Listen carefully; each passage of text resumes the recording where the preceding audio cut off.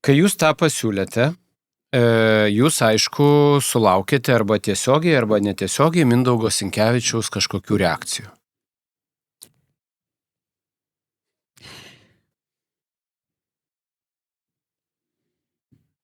Na, mes turėjome susitikimą su įmonė ir tą pačią dieną mano kolega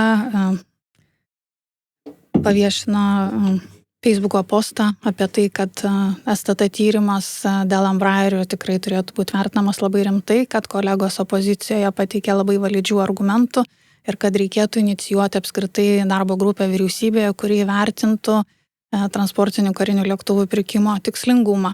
Aš tokiu būdu suprantu, kad Valstybės gynimo taryba yra tokia žemesnio lygio institucija negu darbo grupė vyriausybėje ir jau tikrai darbo grupė vyriausybėje gali duoti geresnį karinį patarimą negu kad karinės oro pajėgos ir gynybos štabas. Tai jūs gavote tokį asimetrinį atsakymą iš savo partijos pirmininko?